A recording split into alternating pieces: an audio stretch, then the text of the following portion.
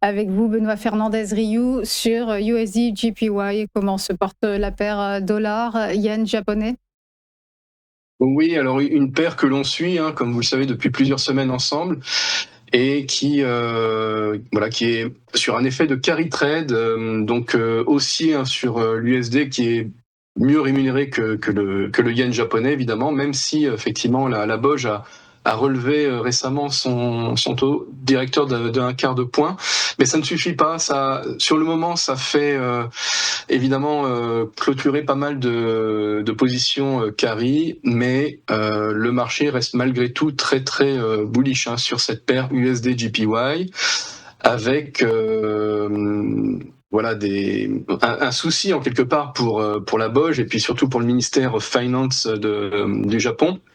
Voilà, qui se coordonne avec la BOJ pour essayer d'intervenir massivement. Et comme on l'a déjà dit ces dernières semaines, depuis le mois d'avril, il y a des interventions qui sont contraires au vent dominant du marché, et donc ça prend à rebours pas mal de positions sur le moment, avec des fortes corrections qui ont eu lieu. Alors on le voit sur le graphique, voilà, qui est un graphique weekly, et où la BOJ, avec ses interventions, réussit à revenir, mais malheureusement revenir sur une oblique basse d'un corner qui finalement, pour l'instant, n'a pas été cassé. Et donc la paire revient sur le haut de ce corner, donc là typiquement sur la zone de résistance qui est exactement à 162, qui est le point haut ultime de cette paire.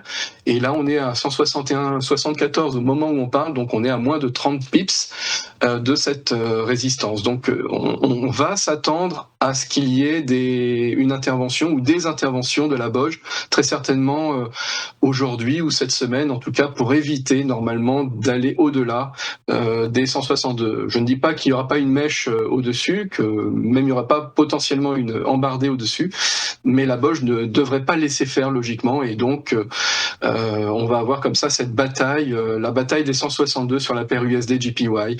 La BOJ est intervenue précédemment ces 2 derniers mois à hauteur avec un équivalent en dollars américains de un peu plus de 60 milliards, 65 milliards. Ce qu'elle a communiqué officiellement, et donc on a des interventions quand même massives, et tout ça se fait aussi à la défaveur, pour information, des bons du Trésor américain, puisque évidemment le Japon était très consommateur, mais là désormais il se recentre sur ses titres domestiques, et donc ils achètent moins de papier américain, ce qui va aussi à contrario de la tendance initiale historique. Donc on est vraiment à la croisée des chemins. Cette semaine, je pense que sur USD-JPY, il va y avoir un petit peu d'action et un petit peu de volatilité, donc à suivre.